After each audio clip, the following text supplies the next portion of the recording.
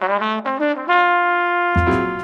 I'm Evan Pollack. I'm a private drum and guitar teacher. I live in Arlington County with my wife Kathy and my son Jesse and my daughter Leah. I also run a company called Experience Drums, and what we do is we teach about music and life. Hi, I'm Melissa Bishop. I'm a professional musician. I play the clarinet in the United States Navy Band.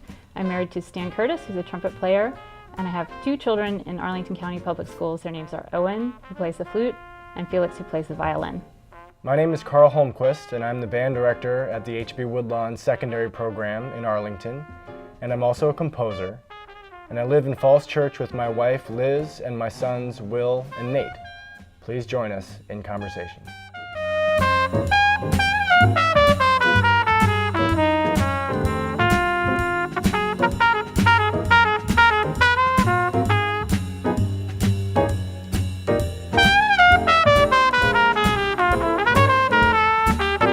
Well, it's interesting. My clarinet teacher in college told me not to marry a musician, which I think is really funny, but I couldn't imagine not being married to a musician just because the lifestyle is, I mean, we don't do everything centered around music, but there's music in our house all the time.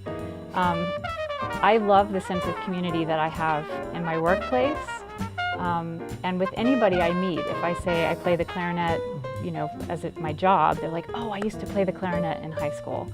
Or, we have an instant connection. It is, so many people have played music, either they took piano lessons or they were in band or they learned how to play the guitar sometime because it was a lifelong dream.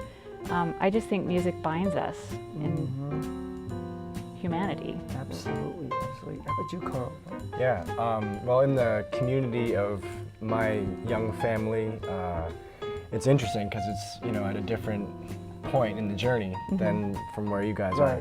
But my wife was a trombone player in high school, and so she understands what I'm going through as a band director, and she is always supportive of my musical endeavors.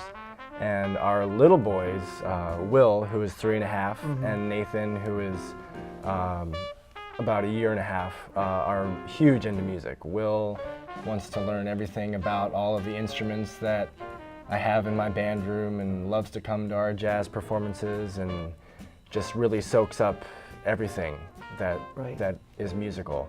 And so as a teacher and as a musician, it's really amazing to see that, from my little kid, to see that enthusiasm and to try to share that enthusiasm with my students also. Absolutely. Yeah. It's neat. We were talking about our spouses here. My wife's an attorney.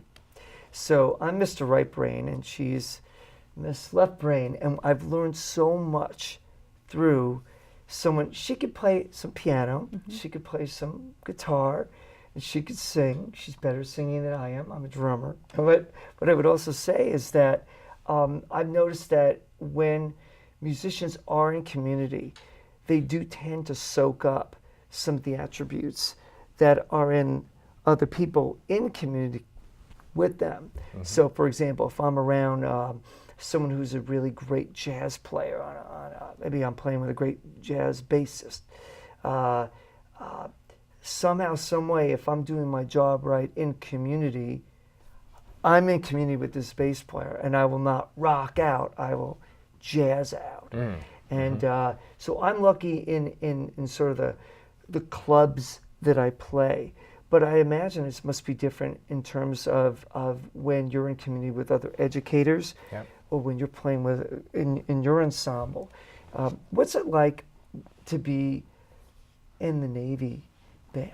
What's it like as a clarinetist playing in? How many clarinetists are in? We have 18 clarinets. At any one time on a performance, we'll probably have 10 to 12 B-flat clarinets, which is what I play. So my job is kind of to blend with the other people in my section.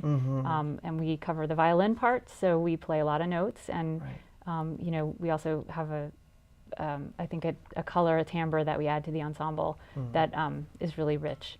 I'm not a soloist for the band. Like I said, my job is to kind of blend in. But what I love about being a musician, being on stage and part of a production is the goal that it's a common goal.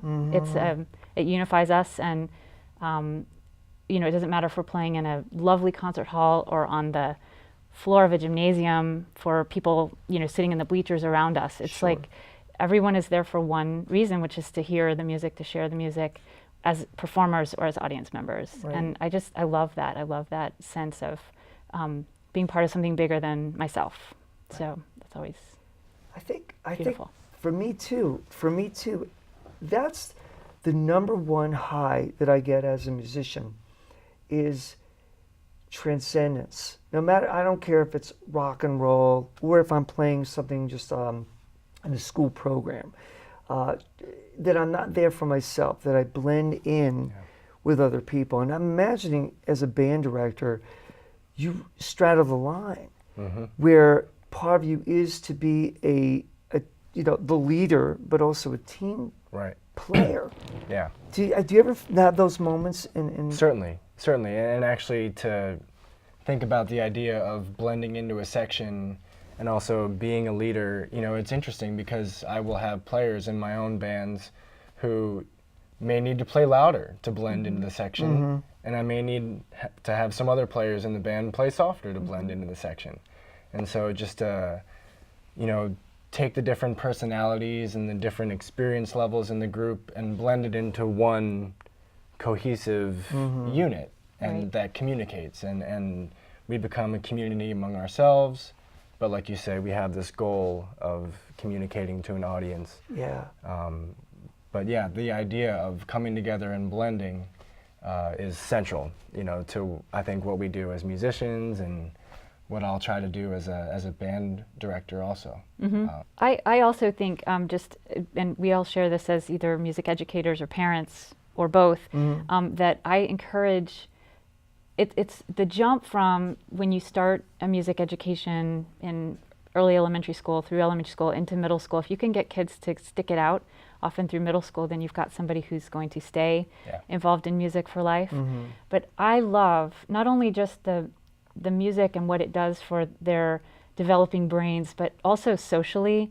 Like, I am so grateful that my kids have, when my older son started middle school, that he had this built-in network of friends that he had in elementary school that then he would see on a daily basis. We're really fortunate in Arlington that our kids have music every day. And I'm so grateful for that. So at the middle school and high school levels. But I really, I valued that for him as, somebody who is not, he's more introverted than I am. And so for him to have that network already built in, kids that he knew and that would accept him because he's a violinist, just, a musician just like them. Right. And that also, you touched on this, that they all bring something different to the table. Absolutely. They don't have to be stellar. They can come together and create something at whatever level they're at. Right, So. and it's learning to support one another and to embrace where they all are in their journeys and work together. Right. And work, and function in a supportive way, so that, as you say, where, someone may not be quite at the level as another player is, that's okay. We work together and we help those people along who are learning.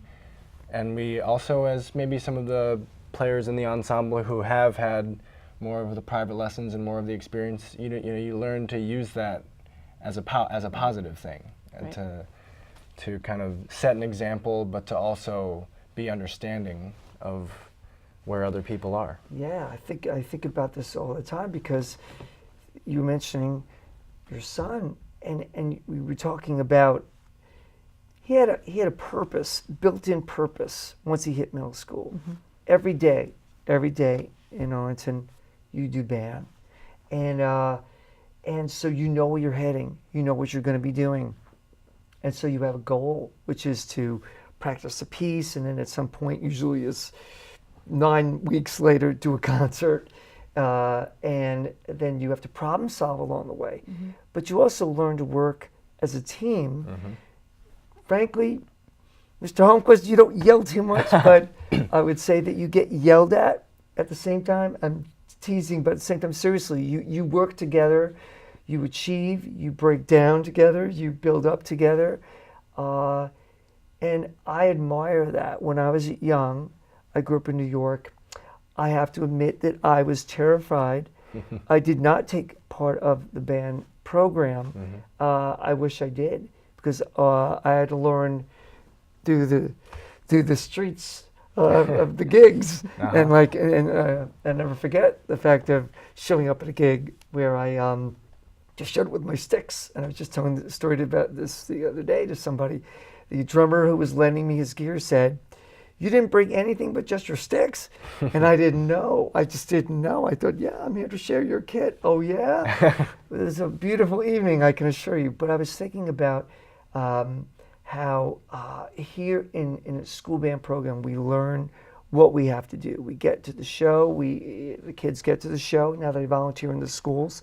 They set their gear up. They have purpose. They goal set. They problem solve.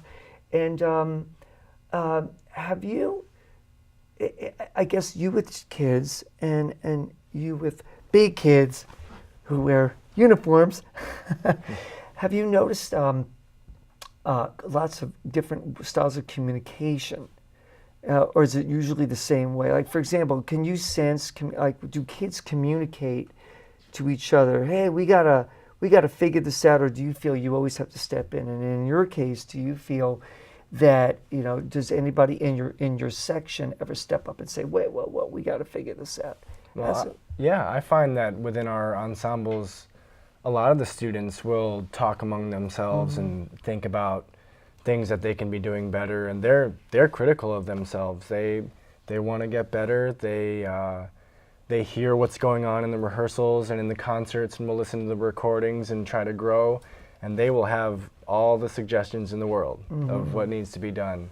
And a lot of them are great suggestions, and they're the things that we need to be doing. So it's wonderful that they take that ownership of it. But at the same time, every once in a while, I do feel like I need to step in and make sure that we're, constructively telling each other in that group setting, well, this didn't go so well, but we're doing it in a positive and in a helpful way. Sure. To make sure that no one feels like they're being singled out or something, like they did something that was so bad. But well, I kind of like to think too about the importance of chamber music. Not many kids, and really, I mean, musically, not many people get to do chamber music. One thing that I've been really, really fortunate to find here in Arlington is this youth orchestra, a chamber orchestra that my son Felix is in, and it's called Prelude, and it's the youth orchestra here in Arlington, and I'm the parent representative to the board. So I've really enjoyed, this is our second year with the program, I've really, really enjoyed seeing how kids can sit together in a chamber ensemble under the direction of the conductor, but then they can break out into chamber groups, and they have to problem solve. They have to be the ones to make these musical decisions. And they have guidance they have mentors that come and sit in on the rehearsals and do give them direction and suggestion. But the kids have to then make musical decisions. Who's going to start? How are we going to breathe? Like all of these things, what's our tempo going to be? And they're responsible for making some of the decisions. I'm really happy to hear that you get your kids to collaborate in that way. Because there are many situations where if you're sitting in an ensemble, there's one person making all of the decisions. And that's, by nature, that's kind of how we have set up ensembles with the conductor. But I love to see people thinking creatively and collaboratively when making music. And that also goes, further. If kids learn how to work together and musically, they can also work together on any project in school, in life, in their job, whatever they want to do. But I love chamber music for that reason. It's really exciting to hear. I have a friend who is a rocker and also sings in a chamber a vocal, like early music type. I don't know if I think it's secular. To me, it sounds sacred, but it's secular. I wouldn't know. It's in Italian, so. I wanted to take us back to working with kids for a split second. As parents, and you have really young children. I think this is really interesting for you to hear. Yeah. But you're a teacher, so you deal with this a lot. There's criticism and there's constructive criticism. And I've learned a lot about that as a player. And I've also learned a lot about that as a parent.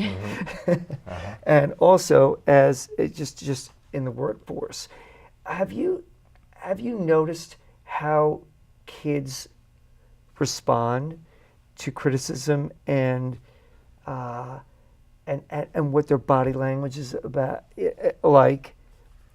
Yeah, I think different kids will take some form of criticism differently, but I feel strongly that if I can show that student that I care deeply about them, that, you know, they're wonderful in my book, and even if I'm trying to direct what they're doing in a different way than what they're doing, then they'll work with that.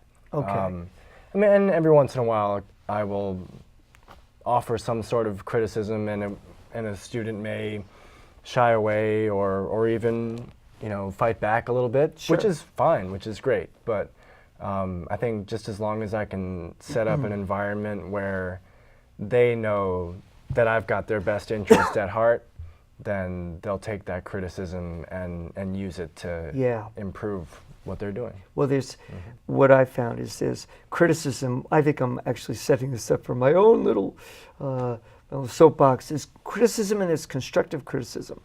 And constructive criticism gives you that power to let a kid, you know, either own it or to understand it's an opinion, but it's still the opinion of the chief kahuna. When it's done really poorly by me, and I know when I do a bad job, I see when you're one-on-one in a guidance counselor situation like I am in a private room, it's just me and the kid. It can, all of a sudden you see a kid who's 17 and they're schlunk. And my job as an educator is to say, this is not like removing a gallbladder. It matters, that matters. This is about being the best you can be at the moment. And also it's music. It's an art form. And if I do my job wrong, if I do it poorly, then the criticism can actually separate us to the point where the rest of the lesson is me spending the time to bring that kid back, sometimes through apology. Other times it's just getting through the lesson and then making sure I make a phone call later that day or that night to the kid.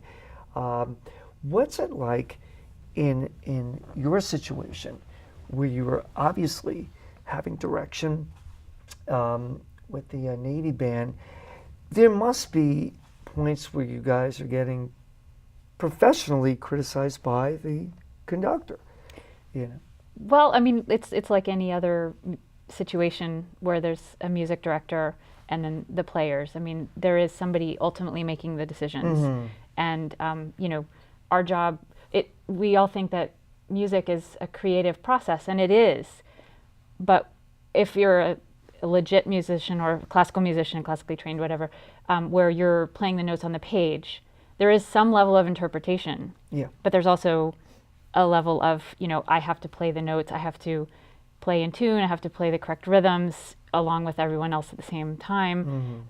So it's not necessarily so much about, for me, I mean, you know, I am in a military band, but it would be the same if I were in a symphony orchestra somewhere.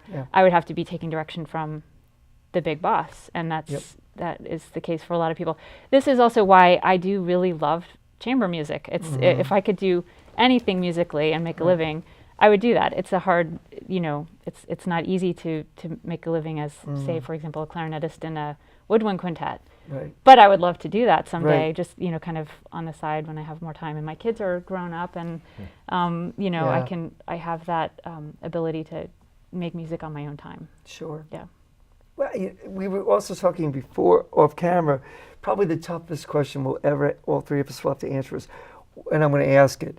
What called us to do what we do? Because, you know, I know we were talking about like, it's like when you ask a rock star, what style of music do you do? No one wants to ever admit that, you know.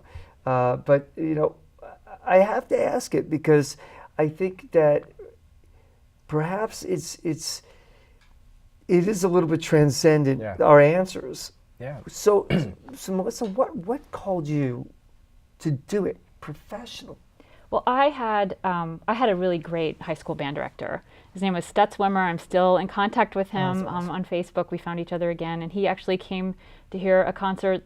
We were touring in the southeastern United States, and which I'm from Georgia, and so he came to one of our concerts, and it was so meaningful to me to have him in the audience. And they actually, during one of our talking breaks where the narrator was welcoming family members or whatever of band members who were in the audience, he recognized my band director and had him stand up. And that was really, really special to me because he was so encouraging to me. He mentored me. He put me in touch with the mother of another band student who gave me my first clarinet, just outright. It was in her closet. She wasn't using it anymore, and gave me this instrument, which I was able to then audition for college on. I was just really fortunate that I had a great band director. He brought in people to coach different sections of the band, and he really encouraged me and would stay after school to hear us play. He worked, as all band directors do, long hours, and oftentimes those are underappreciated hours. It's hard work, and I was really fortunate. My parents were super, super supportive of me. They believed in me, despite the fact that getting a job in music the odds are very low. I didn't really know that. I mean, they told us when I went to Indiana University, and that was one of the first, freshman orientation things, like look to your right, look to your left. Not many of you are going to get jobs, that kind of thing. I think I was naive enough to think, well, they're not talking about me, I'll get a job. But I was also open-minded. I went to a university setting where if music didn't work out, I had other options. Gotcha. So, Yeah, well, for me, I think it was primarily just a long series of mentors. And each one of them just did not fail in just creating this journey as a musician for me that led to where I am now. It started with my parents also, both music lovers and musicians themselves, not professional musicians, but always involved in music and supportive of my musical activities. My choir director in church from when I was 3 or 4 years old, to my piano teacher, to my trumpet teacher growing up, my middle school band director, my high school band director, my college band director, all the way through. And I could probably talk for a half hour about each of them. But they created this love of music in me. And it's also kind of spilled into my work as a composer. And I mentioned before that I'm a composer, and part of my passion about music just comes from repertoire itself, and just being a band director, being able to kind of decide what music my students get to play, being able to expose them to the wonderful repertoire that's out there, and being able to create it myself, if I have the opportunity. It's just continually fed itself, and I almost couldn't envision being anything else. do you feel like that's why you're a band director? Is that now you have the opportunity to do that for other? In a lot of ways, I think students? that is true, because I got the sense that my high school band director and my college band director were just both incredibly well-versed in the repertoire. They just knew all of the wonderful composers and these great varieties of styles of music, and were able to expose their students to all of the rich music that's out there. And just to have those two teachers as an example really showed that it was a wonderful career to be able to get involved in this art form and to help create it or recreate it as a way to earn a living is pretty awesome. Yeah, absolutely. Wow. Yeah. I want to say something like what you both said. I desperately do. I really do. But I will tell you, there's my story about that. One is kind of ridiculous. I grew up in Brooklyn, New York, supportive parents, lived in garden apartments, and playing the drums in a garden apartment, which is, we were on the second floor, someone beneath me and someone on the side. Mr. Goldberg, may he rest in peace. He put up with those drums, but started taking lessons with Normie Wayne. I was 17, and he ripped into me one day, just tore me apart. I don't know what I did. Didn't practice is what I did. And I started tearing up, which was really, hard for a 17-year-old boy to do in front of a guy. He's a guy too, So he said, "What's wrong?" I said, "Well, you're always kind of yelling at me." And then he just stopped for a moment and said, "'Cause you're good." I went, "Oh." So I still felt like junk, but he actually, for all his yelling, he actually said it was actually pretty good at it. Yeah. And that somehow hearing this guy was always yelling at me, telling me, "I'm yelling at you because you're not living up to your potential." Well, years later, I actually, I was working in a recording studio, not as a recording artist, but actually managing the facility. And my wife will laugh because I'm not a good manager.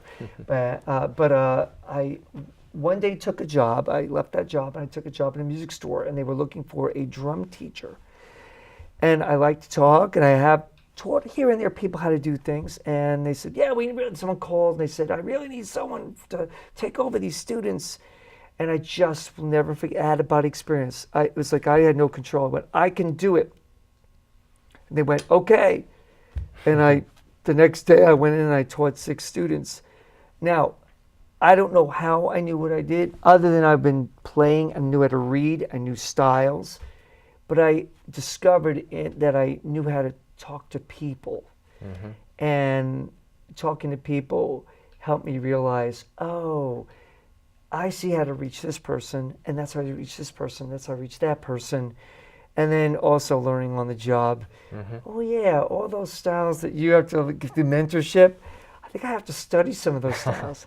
So through the yelling of Norman Wayne, may he rest in peace, and through just God's good grace making me raise my hand, I still to this day I do not know how confident I could have been to go, "I'll do it," because I loved the job I had, but I knew teaching was for me, and that was 1989. So somehow, some way, so through teaching primarily, I gig, but it's primarily as a teacher and as a workshop provider that I have the pleasure of seeing the kids and adults and actually connecting with music. What have you guys seen in the concerts? In terms, do you ever get when you're done playing, you put your baton down, and for that split second you're finished your piece? What do you see in the crowd? What do you see in your audiences? They can't hear the mistakes. They can't, But what do you see? Well, I think, okay, so I really feel like, and this is cliche, but I'll say it anyway, music is the universal language. I think when we listen to music, when we play music, when we sing along to something, even if it's just the radio when you're in the car, it's something that, as I said before, binds us together as people. Every culture on the planet has its own music, and it's something that we start doing when we're very, very young, because little kids respond to music, and it's a very, very beautiful, just innocent and joyous response to music.